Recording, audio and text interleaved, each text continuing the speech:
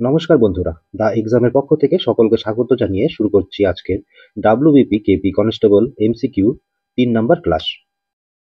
প্রথম প্রশ্ন, ভারতের জাতীয় পতাকার অশোক চক্রে কতগুলো দণ্ড আছে? উত্তর হবে 24টি দণ্ড আছে। এই 24টি দণ্ড দিনের 24 ঘন্টাকে বোঝায়। আবার এই 24টি দণ্ডের নিজস্ব অর্থ রয়েছে। বিভিন্ন উৎস অনুযায়ী এগুলি প্রেম, ধৈর্য, শান্তি, উদারতা, সদাচারতা, সততা, ন্যায় বিচার, নৈতিক মূল্যবোধ, আধ্যাত্মিক জ্ঞান, ঈশ্বর ভয়, বিশ্বাস সহ 24টি গুণ বা নীতিকে প্রতিনিধিত্ব করে। পরের প্রশ্ন, রামানুজন ছিলেন একজন বিশ্ববিখ্যাত ড্যাশ। রামানুজন কে ছিলেন? পদার্থবিজ্ঞানী, অর্থনীতিবিদ, গণিতজ্ঞ নাকি বৈজ্ঞানিক? সঠিক উত্তর হবে গণিতজ্ঞ। রামানুজন ছিলেন একজন বিশ্ববিখ্যাত গণিতজ্ঞ। 3 নম্বর প্রশ্ন, ভারতবর্ষে হোয়াইট রেভলিউশনের জনক কে? ভারতবর্ষে হোয়াইট রেভলিউশনের জনক হলেন doctor Verghese Kurien. White revolution বা শ্বেত বিপ্লব মূলত ভারতের দুধ উৎপাদনের বৃদ্ধির একটি কর্মসূচি ছিল, যা অপারেশন ফ্ল্যাড নামেও পরিচিত। এর লক্ষ্য ছিল ভারতকে দুগ্ধ উৎপাদনে স্বয়ংসম্পূর্ণ করা, যা এই বিপ্লবের মাধ্যমে সম্ভব হয়। ভোরঘাট পাস কোথায় অবস্থিত? উত্তরাখণ্ড, সিকিম, জম্মু কাশ্মীর নাকি মহারাষ্ট্র? উত্তর হবে ভোরঘাট পাস মহারাষ্ট্রে অবস্থিত।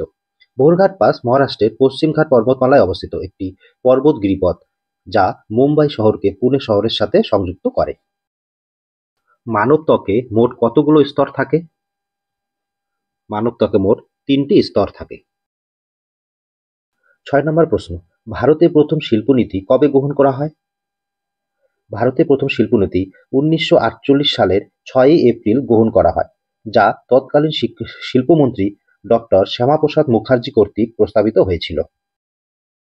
মানব শরীরের সবচেয়ে কঠিন অংশ কোনটি? স্টেপিস, ফিমার, এনামেল নাকি সেরিব্রাম?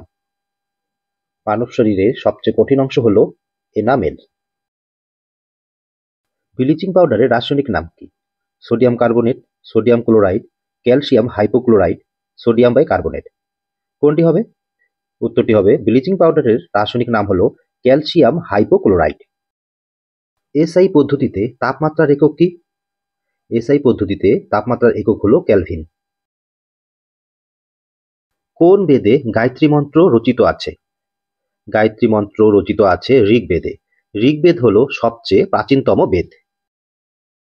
কার রাজত্বকালে প্রথম বৌদ্ধ মহাসভা অনুষ্ঠিত হয়েছিল? কার রাজত্বকালে? প্রথম বৌদ্ধ মহাসভা গৌতম বুদ্ধের মহাপরিনির্বাণের পর অজাতশত্রুর রাজত্বকালে অনুষ্ঠিত হয়েছিল। এই সভাটি রাজগৃহের সপ্তপর্ণী গুহায় অনুষ্ঠিত হয় এবং এটি বৌদ্ধ ধর্মের ইতিহাসে প্রথম পরিষদ ছিল। ইম্পেরিয়াল ব্যাংক অফ ইন্ডিয়ার বর্তমান নাম কি? ইম্পেরিয়াল ব্যাংক অফ ইন্ডিয়ার বর্তমান নাম হলো state bank of India.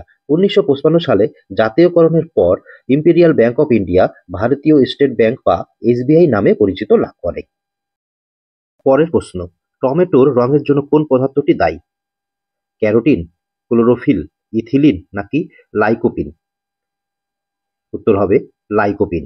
Lycopene টমেটোর রঙের জন্য দায়ী। কিডনির কোন অংশটি পরিশ্রুত করার কাজ করে থাকে? কিডনির কোন অংশটি পরিশ্রুত করার কাজ করে থাকে? উত্তর হবে নেফ্রন। ভারতীয় জাতীয় কংগ্রেসের প্রথম মুসলিম সভাপতি কে ছিলেন? ভারতীয় জাতীয় কংগ্রেসের প্রথম মুসলিম সভাপতি ছিলেন বদরুদ্দিন তৈয়বজি। তিনি জাতীয় কংগ্রেসের তৃতীয় সভাপতি এবং মুসলিমদের মধ্যে প্রথম সভাপতি ছিলেন। কোন গ্যাসটি ওজোন স্তরের ক্ষয়ের জন্য দায়ী? Methane, sulphur die oxide, carbon die oxide, chlorofluorocarbon? উত্তর হবে ক্লোরোফ্লোরোকার্বন, যা ওজোন স্তরের ক্ষয়ের জন্য দায়ী। পারদের প্রধান আকরিক কোনটি?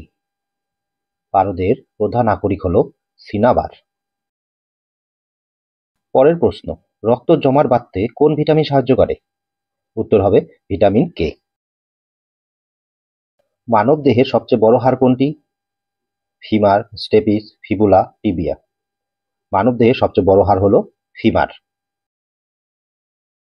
মগধের সিংহাসনে হর্ষঙ্ক বংশের প্রতিষ্ঠাতা কে ছিলেন? মগধের সিংহাসনে হর্ষঙ্ক বংশের প্রতিষ্ঠাতা ছিলেন Bimbisara.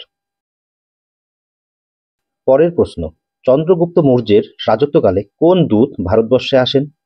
Megasthenes, Fa-Hien, Ibn Battuta নাকি হিউয়েন সাং? উত্তর হবে মেগাস্থিনিস। পরের প্রশ্ন, ভরচুক্কি জলপ্রপাত ভারতের কোন রাজ্যে অবস্থিত? ভরচুক্কি জলপ্রপাত ভারতের কর্ণাটক রাজ্যে অবস্থিত। নিউটনের দ্বিতীয় সূত্র থেকে কিসের ধারণা পাওয়া যায়? ঘর্ষণ বল, বলের ক্রিয়া, বলের সংখ্যা নাকি বলের পরিমাণ? উত্তর হবে নিউটনের দ্বিতীয় সূত্র থেকে বলের পরিমাণের ধারণা পাওয়া যায়। রক্তকণিকার জন্ম কোথায়? ধমনীতে, শিরায়, অস্থিমজ্জায়, যকৃতে? উত্তর হবে অস্থিমজ্জায়। রক্তকণিকার জন্ম অস্থিমজ্জায়। 25 নম্বর প্রশ্ন, লিচ্ছবি দৌহিত্র কার ছদ্মনাম? লিচ্ছবি দৌহিত্র হল সম্রাট সমুদ্রগুপ্তের ছদ্মনাম। তার মা কুমারী দেবী ছিলেন লিচ্ছবি বংশের রাজকন্যা, তাই তিনি নিজেকে লিচ্ছবি দৌহিত্র বা লিচ্ছবি কন্যার পুত্র হিসাবে পরিচয় দিতেন। পরের প্রশ্ন, শব্দ কোন ধরনের তরঙ্গ? শব্দ কোন ধরনের তরঙ্গ? শব্দ হলো অনুদৈর্ঘ্য তরঙ্গ। কোষের কোন অংশটি সাধারণত মৃত হয়? উত্তর হবে কোষ প্রাচীর। রক্তের রং লাল হওয়ার কারণ কি? উত্তর হবে হিমোগ্লোবিন। হিমোগ্লোবিনের জন্য রক্তের রং লাল হয়। কোন রাজ্য ভেঙে ছত্তিশগড় রাজ্য গঠিত হয়েছে? উত্তর হবে মধ্যপ্রদেশ। 2000 সালের 1 নভেম্বর মধ্যপ্রদেশের দক্ষিণ পূর্বাঞ্চলের 16টি ছত্তিশগড়ি ভাষী জেলা নিয়ে এই রাজ্যটি গঠিত হয়েছে। কোন শহরকে এশিয়ার রোম বলা হয়? কলকাতা, দিল্লি, কানপুর, সিমলা? উত্তর হবে দিল্লি। দিল্লিকে এশিয়ার রোম বলা হয়। কোন পঞ্চবার্ষিকী পরিকল্পনার লক্ষ্য হিসাবে স্বনির্ভরতার ওপর জোর দেওয়া হয়েছিল? উত্তর হবে চতুর্থ পঞ্চবার্ষিকী পরিকল্পনা। সোনালী বিপ্লব কিসের সাথে সম্পর্কিত? ডাল উৎপাদন, উদ্যান পালন এবং মধু, ধান উৎপাদন নাকি গম উৎপাদন? উত্তর হবে উদ্যান পালন এবং মধু। ভারতের ইতিহাসে কোন যুগকে স্বর্ণযুগ বলা হয়? ভারতের ইতিহাসে গুপ্ত যুগকে স্বর্ণযুগ বলা হয়, কারণ এই সময় গণিত, জ্যোতির্বিদ্যা, বিজ্ঞান, শিল্পকলা, সাহিত্য এবং দর্শনের মতো বিভিন্ন ক্ষেত্রে অভূতপূর্ব উন্নতি ও সমৃদ্ধি অর্জিত হয়েছিল। শিব সুবদ্রম জলপ্রপাতটি কোন নদীর উপর অবস্থিত? শিব সুবদ্রম জলপ্রপাতটি কাবেরী নদীর উপর অবস্থিত। পরের প্রশ্ন, সবচেয়ে বড় লসিকা গ্রন্থি কোনটি? প্যারোটিড গ্রন্থি, ধমনী, প্লীহা নাকি যকৃৎ? উত্তর হবে প্লীহা। প্লীহা হলো সবচেয়ে বড় লসিকা গ্রন্থি। সালোক সংশ্লেষীয় এককে কি বলা হয়? সালোক সংশ্লেষীয় এককে বলা হয় কোয়ান্টাজম। কাদম্বরী কাব্যের রচয়িতা কে? বিশাখ দত্ত, বাণভট্ট, শেক্সপিয়ার, কালিদাস? উত্তর হবে বাণভট্ট, কিন্তু তিনি এটি সম্পূর্ণ করতে পারেননি। তার মৃত্যুর পর পুত্র ভূষণ ভুট্টো এটি সম্পূর্ণ করে। জীববিদ্যার জনক কাকে বলা হয়? জীববিদ্যার জনক কাকে বলা হয়? উত্তর হবে অ্যারিস্টটল। অ্যারিস্টটলকে জীববিদ্যার জনক বলা হয়।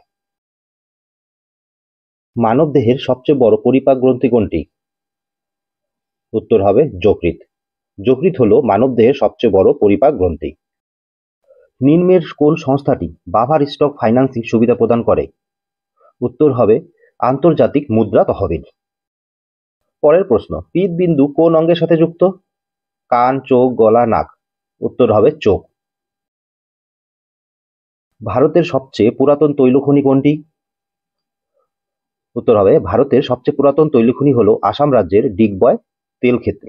1901 সালে এখানে প্রথম তেল শোধনাগারটি শুরু হয় এবং এটি এশিয়ার প্রাচীনতম সক্রিয় তেল ক্ষেত্রগুলির মধ্যে অন্যতম। মানবদেহে প্রোটিন বিপাক শুরু হয় কোথায়? পাকস্থলী, যকৃৎ, ধমনী, হৃৎপিণ্ড? উত্তর হবে মানবদেহে প্রোটিন বিপাক শুরু হয় পাকস্থলীতে।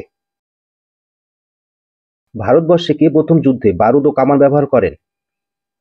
ভারতবর্ষে প্রথম কামান ও বারুদ ব্যবহার করেন বাবর, যিনি 1526 খ্রিস্টাব্দে পানিপথের প্রথম যুদ্ধে কামান ও বারুদ ব্যবহার করেন। হিমোগ্লোবিনের মুখ্য উপাদান কোনটি? ক্যালসিয়াম, পটাশিয়াম, লোহা, ক্লোরিন? উত্তর হবে লোহা। লোহা হলো হিমোগ্লোবিনের মুখ্য উপাদান। সতীদাহ প্রথা বিলোপ আইন কে প্রবর্তন করেন? উত্তর হবে লর্ড উইলিয়াম বেন্টিং। তিনি 1829 সালের ডিসেম্বরে বেঙ্গল সতীদাহ প্রবিধান আইনের মাধ্যমে এই প্রথাকে বেআইনি ও শাস্তিযোগ্য ঘোষণা করেন। রাজা রামমোহন রায় সতীদাহ প্রথার বিরুদ্ধে দীর্ঘদিন ধরে সোচ্চার ছিলেন এবং তিনি এই বিলোপের পক্ষে গুরুত্বপূর্ণ ভূমিকা পালন করেছিলেন। খাদ্য লবণের রাসায়নিক নাম কি? Sodium bicarbonate, sodium chloride, sodium carbonate নাকি ক্যালসিয়াম ফসফেট? উত্তর হবে খাদ্য লবণের রাসায়নিক নাম হলো সোডিয়াম ক্লোরাইড। জগদীশ চন্দ্র বসু কোন যন্ত্রটি আবিষ্কার করেন? জগদীশ চন্দ্র বসু ক্রিস্কোগ্রাফ নামক উদ্ভিদের বৃদ্ধি পরিমাপক যন্ত্রটি আবিষ্কার করেন। এটির মাধ্যমে উদ্ভিদের বৃদ্ধি ও প্রতিক্রিয়া পরিমাপ করা হয়। মানবদেহের সবচেয়ে বড় অঙ্গ কোনটি? উত্তর হবে ত্বক। মানবদেহের সবচেয়ে বড় অঙ্গ হলো ত্বক। বিগ ব্যাং তত্ত্বটি কিসের সাথে সম্পর্কিত? সৌরজগতের উৎপত্তি, মহাবিশ্বের উৎপত্তি, পৃথিবীর উৎপত্তি নাকি মানুষের উৎপত্তি? উত্তর হবে মহাবিশ্বের উৎপত্তি। আজকের পর্বটি কেমন লাগলো অবশ্যই জানাবে। যদি ভালো লেগে থাকে তাহলে লাইক, শেয়ার এবং সাবস্ক্রাইব করে দিও। ধন্যবাদ।